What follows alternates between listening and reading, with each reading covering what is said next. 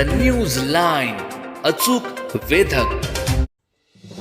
जनकल्याण प्रतिष्ठान संचलित doctor Cyrus S Poonawalla शाळेचे वार्षिक स्नेहसंमेलन देशभक्ती, उत्साह आणि भावनिक वातावरणात दिमाखात पार पडले.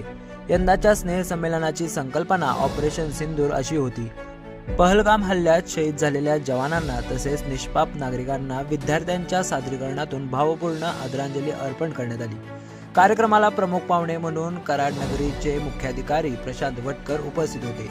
यावेळी जनकल्याण प्रतिष्ठानचे अध्यक्ष CA शिरीष गोडबोले, सचिव अनिल कुलकर्णी, संचालक श्रीकृष्ण ढगे, संतोष देशपांडे, राजेश काळे आणि दीपक कुलकर्णी यांची प्रमुख उपस्थिती होती.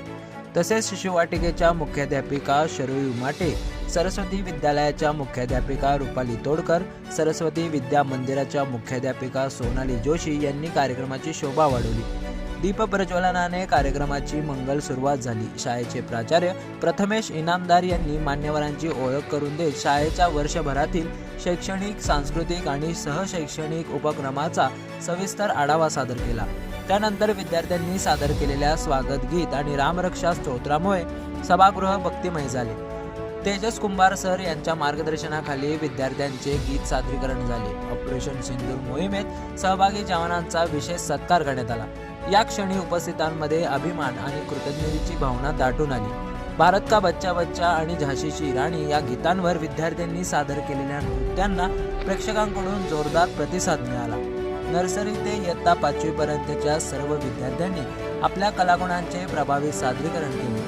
ऑपरेशन सिंदूर या विषयावर आधारित नृत्य, नाट्य आणि प्रशांत लादे सर यांच्या मार्गदर्शनाखाली सादर करण्यात आलेल्या तायक्वांदो प्रात्यक्षिक कार्यक्रमाचे मुख्य आकर्षण ठरले.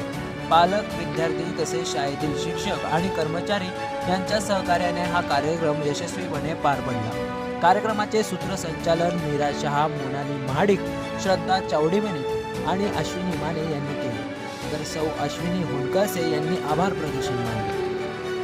News लाईनसाठी Amol टकलेसह Suhas Kambe, Karad. News line, अचूक वेधक.